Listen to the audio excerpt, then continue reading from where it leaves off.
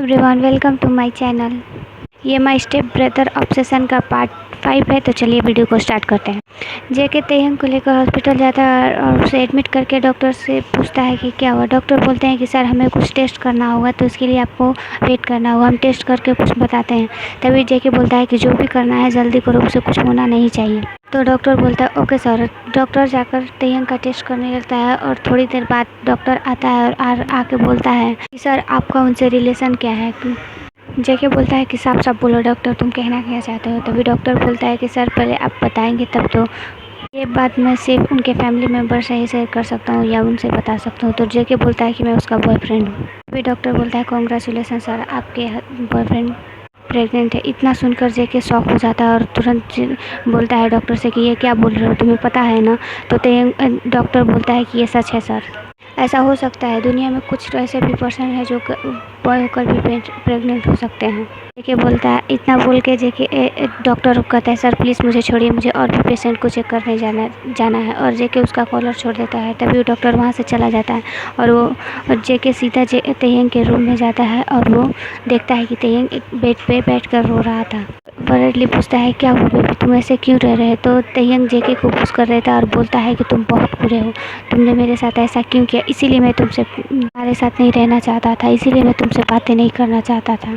अब क्या होगा, मैं मॉम डैड को क्या बोलूँगा, मैं पता नहीं उन लोग मेरे बारे में क्या सोचेंगे। तो जेके बोलता है कि बस यही प्रॉब्लम है, हम उन्हें कुछ नहीं बताएंगे, हम अपनी दुनिया। तो तेहंग बोलता है कि तुम क्या बोल रहे हो, मैं अपने मॉम डैड से दूर नहीं जा सकता। तो जेके बोलता है कि तब ठीक है, बेबी को अबॉर्ट कर दो। बेबी का नाम सुन के तेहंग शॉक हो जाता है और बोलता है क्या।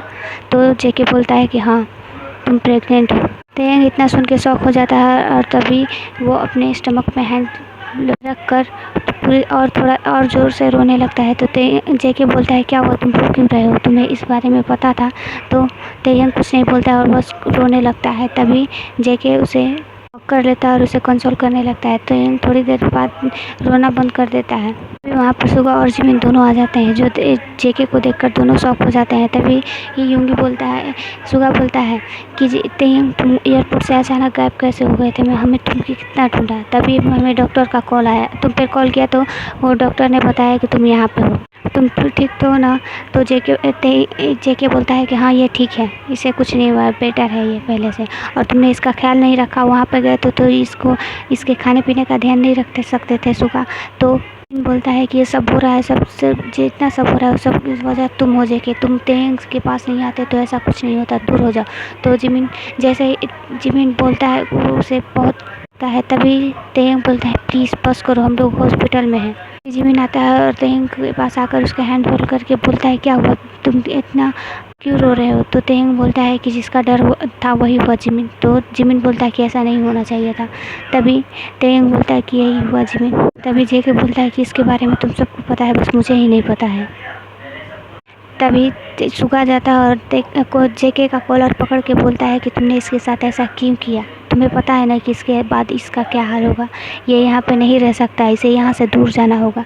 तो जेके बोलता है कि मैं इस पूरी दुनिया से इसे दूर ले जाना चाहता हूँ, पर ये समझ ही नहीं रहा है, मैं इससे इतना प्यार करता हूँ फिर भी। तो सुगा बोलता है कि तुम करते क्या, उसको हर वो खुशी दे पाओगे कि तुम उसे बोल रहे हो कि उसे दूर ले जाए, तुम्हारे पास मनी है और तुम्हारे पास हाउस है, कुछ नहीं है तुम्हारे पास। तो तभी जेके बोलता है कि मेरे पास जितना है ना कि उतना, अगर मैं पूरी लाइफ टाइम काम भी ना करूँ तब भी मेरे पास उतना मनी है। तो इससे उनके तीनों के तीनों शॉक हो जाते हैं। और तभी जेके बोलता है कि आप लोग को नहीं पता ना, मैं द माफिया किंग हूँ, जॉन को जेके हूँ मैं। सुन के तो सब लोग शॉक हो जाते हैं। और तभी तेहंग जेके की तरफ देखता है तो बोलता है कि हाँ मैं ही हूँ वो जेके, जो तुम्हारे हर कंपनी को आज तक बचाते आया हूँ और जिसे तुम ढूंढते रहते हो हर टाइम, हर मुसीबत से मैंने तुम्हें बचाया है। इसीलिए बेबी बॉय तुम्हारे लिए बस मैं माफिया बना हूँ और किसी के लिए नहीं, और मैं तुम्हारे लिए कुछ भी बन सकता हूँ और किसी भी हद तक जा सकता हूँ। इतना सुन के तेहंग पूरी तरीके से शॉक हो जाता है और जिमिन और सुगा भी। तभी सुगा बोलता है कि इतनी सी उम्र में तुम इतने बड़े माफिया वर्ल्ड में कैसे। तभी जेके बोलता है कि मैं इस वर्ल्ड में इसलिए शामिल हुआ क्योंकि मेरी मॉम का मर्डर हुआ था, उनका कोई एक्सीडेंट नहीं हुआ था। उसी टाइम से मैंने ठान लिया था कि अपने मॉम के मर्डरर को मैं नहीं छोड़ूंगा। और जब मैंने अपनी मॉम का बदला ले लिया तो मैंने सोचा था कि ये वर्ल्ड छोड़ दूँगा, पर फिर बाद में मुझे मेरा बेबी बॉय मिल गया और इस पे जो वो मुसीबतें आने लगी, इसीलिए मैंने इस वर्ल्ड को नहीं छोड़ा। और फिर मैंने ठान लिया था कि मैं इस वर्ल्ड का किंग बनूँगा, पर मैं इस वर्ल्ड को नहीं छोड़ूँगा, क्योंकि यही एक वर्ल्ड है यही एक काम है कि जिससे मैं अपने बेबी बॉय को हर चीज़ से सेव कर सकता हूँ। ये सब सुनकर थोड़ी देर सब शॉक हो जाते हैं। तभी ये जेके डॉक्टर बोलता है कि अब ये इन्हें का डिस्चार्ज हो सकता है और आप इन्हें ले जा सकते हैं मिस्टर जेके। जेके बोलता है ठीक है, सारा पेपर वर्क। अब जेके अपने गार्ड को कॉल करके बोलता है कि पूरा पेपर वर्क कर लो और मैं को लेके जा रहा हूँ। तभी जिमिन और सुगा भी ये जेके के साथ जाने लगते हैं। जेके अपने मेंशन में लेकर तेयंग को जाता है, जहाँ जो कि शहर से पूरी तरह बहुत दूर था और एक फॉरेस्ट में था जो कि जंगलों के बीचों बीच था, जिसे देखकर तेयंग, जिमिन और सुगा तीनों शॉक थे। पर जेके कुछ भी नहीं बोल रहा था। उन तीनों को लेकर वो वहाँ जाता है। वहाँ जाने के बाद सब देखते हैं कि पूरी तरीके से वो मेंशन गार्डों से घिरा हुआ है और जेके किंग की तरह जाता है और सब लोग जेके और तेयंग को ग्रीट कर रहे थे। जैसे लग रहा था कि तेयंग को वो लोग बरसों से जानते हैं। जैसे ही वो लोग मेंशन के अंदर जाकर देखते हैं कि तो जिमिन, सुगा और तेयंग तीनों शॉक हो जाते हैं, क्योंकि तेयंग का 2 साल से लेके अब तक के पूरी फ़ोटो थे। हर मेंशन में हर जगह उसका फेवरेट चीज़ था। जैसा तेयंग चाहता था सब चीज़ वैसा ही था। पूरी तरीके से वो तेयंग का पसंद का ही मेंशन था। तेयंग चारों तरफ देखकर और फिर वो तभी जेके तेयंग, जिमिन चारों तरफ देखते हैं तो भी जेके बोलता है कि यहाँ पे बैठ जाओ बेबी बॉय, तुम्हें इस हालत में ऐसे खड़े नहीं होना चाहिए। और वहाँ पर तेयंग को बैठाकर जेके तुरंत अपनी एक सर्वेंट को बुलाता है और बोलता है कि तेयंग के लिए स्ट्रॉबेरी मिल्क शेक लेकर आओ। और सुगा जिमिन से पूछता है तो वो लोग बोलते हैं कि हमें कुछ नहीं चाहिए और सब लोग वहीं पे बैठ जाते हैं।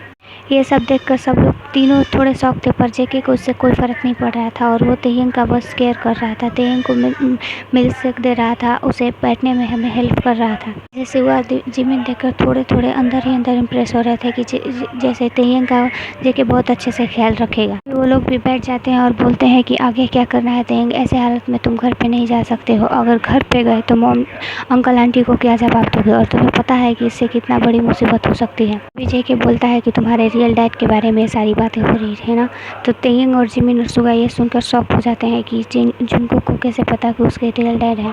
तभी जेके बोलता है कि मुझे सब पता है, मैंने तुम्हारी मॉम को बातें करते सुन लिया था और फिर मैंने उन्हें के बारे में पता किया, तो वो तुम्हारे डैड है जो तुम्हें अपने पास लेना चाहते हैं। तुम्हारी मॉम भी तुम्हें उनके पास देना चाहती है, क्योंकि तुम मुझसे प्यार करते हो, वो जान चुकी है, इसीलिए ना तुम मुझसे हुए थे और मुझसे दूर रहना चाहते थे। तेयंग कुछ नहीं बोलता, अपना सर नीचे की तरफ कर लेता है और तभी जेके बोलता है कि मैं तुमसे कितनी बार बोल चुका हूँ बेबी, आई लव यू, मैं तुमसे बहुत प्यार करता हूँ। इस दुनिया में मॉम, मैं तुमसे सबसे ज़्यादा प्यार करता हूँ। तभी जिमिन बोलता है कि जेके प्लीज़ उससे मत करो, वो बहुत ही कन्फ्यूज था। ये हमारा आइडिया था, क्योंकि यूएसए मुझे और सुगा को जाना था, पर मैंने अपनी जगह पर तेयंग को भेजा क्योंकि मैं चाहता था कि वो कोई डिसीजन ले ले, इसलिए। पर मुझे नहीं पता था कि डिसीजन लेने के बजाय और भी बातें फंस जाएगी, उलझ जाएगी। बताओ क्यों, ऐसा क्यों है जो कि तुम्हारे मॉम डैड तुम्हें रखने के लिए कुछ दिन तुम यहाँ पे रहते हो और कुछ दिन वहाँ पे रहते हो। तभी ये तेयंग कुछ नहीं बोलता और वो रोने लगता है। तो जिमिन जिमिन बोलता है कि मैं बताता हूँ। एक्चुअली मिस्टर किम और मिसेस किम, जो तुम्हारी अब मॉम है, वो नहीं चाहती थी कि बेबी हो, वो दोनों बेबी लेना नहीं चाहते थे, पर अचानक से डॉक्टर बोले कि बेबी है, जिसे सुनकर तेयंग के ग्रैंडमदर बहुत खुश हुई और उन्होंने पूरी प्रॉपर्टी तेयंग के नाम पे कर दी। ये देखकर उन दोनों को बहुत गुस्सा आया, पर वो ना चाहते हुए भी बेबी को अबॉर्ट नहीं करवा सकते थे, क्योंकि सारी प्रॉपर्टी अब तेयंग के नाम हो चुकी थी। इसीलिए उन्होंने सोचा कि बेबी को हम रखेंगे, पर उससे पहले तेयंग के डैड ने किसी और को पसंद करने लगे, तो वो तेयंग की मॉम को चीट करने लगे थे। उनका अफेयर दूसरे के साथ हो रहा था, जबकि तब ये सब चीज़ें जानकर तभी भी तेयंग की मॉम बहुत शांत थी, वो कुछ नहीं बोल रही थी, क्योंकि वो तेयंग के बारे में सोच रही थी। वो ना चाहते हुए भी पैसे और तेयंग दोनों के बारे में सोचते रही थी, क्योंकि उन्हें बस पैसों से मतलब है और किसी चीज़ से नहीं। तेयंग जब इस दुनिया में आया तो वो सारी प्रॉपर्टी उसी के नाम थी, पर उन दोनों ने तेयंग को आने के बाद लॉयर को बुलाकर, जब तेयंग 5 ईयर का था तब तो वो लॉयर को बुलाकर आधी प्रॉपर्टी अपने नाम कर ली और अपनी ज़िंदगी में आराम से रहने लगे।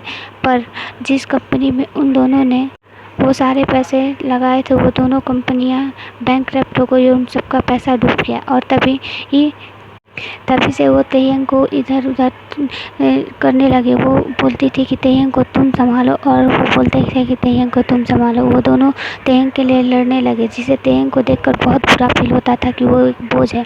इसीलिए वो बहुत शांति से किसी की बात नहीं सुनता था, वो सब शांत रहता था। की दुनिया में ये सारी खुद की दुनिया बना लिया था कि जो अपने रूम में रहता था और अपने रूम से बाहर नहीं आता था। ये सारी बात जानने के बाद तेयंग की ग्रैंड मदर को बहुत बुरा लगा और वो तेयंग को अपने साथ ले गई। इस बीच इसके मॉम डैड के डिवोर्स हो गया था। वो लोग अपनी लाइफ में खुश थे, पर तेयंग को सब लोग भूल गए थे। तेयंग जब बड़ा हो गया तब तेयंग की डैडी की डेथ हो गई, जिससे बहुत दुखी हो गया। और तेयंग की डैडी की डेथ के पहले उन्होंने कोर्ट में अपील कर लिया था कि तेयंग 6 महीने अपने मॉम के साथ और 6 महीने अपने डैड के साथ रहेगा। से उसके मॉम डैड दोनों नाखुश थे, फिर भी उन्होंने ऐसा किया। तेयंग को इधर उधर होने में बहुत तकलीफ होती थी, वो हर वक्त रोता रहता था। अचानक ऐसे ही तेयंग की ज़िंदगी चल रही थी, तभी तुम्हारे डैड और तेयंग की मॉम मिली। इसीलिए उन दोनों ने तेयंग की मॉम तुम्हारे डैड को पसंद करने लगी, वो भी एक दूसरे को पसंद करने लगे। तुम्हारे डैड को तेयंग बहुत पसंद आया, इसीलिए वो चाहते थे कि तेयंग तुम लोगों के साथ रहे। तभी ही तेयंग की मॉम ना चाहते हुए भी वो तुम्हारे डैड को पसंद करने लगी थी, इसीलिए वो चाहती थी कि तुम्हारे डैड उन्हें ना छोड़े। इसीलिए उन्होंने तेयंग को अपने पास रख लिया। और ये बात वो मिस्टर किम से भी बता चुकी थी। मिस्टर किम बहुत खुश हुए और बोले कि चलो ठीक है। इसीलिए तेयंग तुम्हारे पास अब तुम लोग के साथ रहने लगा। जब मिसेस जॉन को पता चला कि तेयंग तुमसे प्यार करने लगा था, इसीलिए वो चाहती थी कि उनके रिश्ते में कोई दरार ना आए। इसीलिए वो तेयंग को उसके डैड के पास भेजना चाहते हैं, जो कि इसे बहुत टॉर्चर करता है। देखिए इतना सारी बातें सुनकर बहुत गुस्से में आ जाता है और बोलता है कि ये सब बातें मुझे पहले क्यों नहीं बताया था। तभी जिमिन बोलता था तुमने इस पर ट्रस्ट किया था, या तुमने बोला था कि तुम इस पर ट्रस्ट करते हो। कौन ही सब बातें को मानता है। तेयंग की मॉम इतनी अच्छी एक्टिंग करती है कि कोई नहीं समझ पाता है कि वो रियल में वो है क्या। ये सारी बातें बोल कर तेयंग जैसे ही जेके तेयंग की तरफ देखता है कि वो रो रहा था, तभी तेयंग को वो शांत कराता है और बोलता है कि ठीक है कोई बात नहीं, हम लोग यहीं पे रहेंगे। तो तभी जिमिन बोलता है किस रिश्ते से तुम लोग यहाँ पे रहोगे, ये तुम्हारे पास नहीं रहे, मेरा फ्रेंड है, मेरे पास साथ रहेगा। तभी जेके बोलता है कि ये अब मेरा है, क्योंकि ओके एवरीवन, बस आज के लिए इतना ही। Okay bye.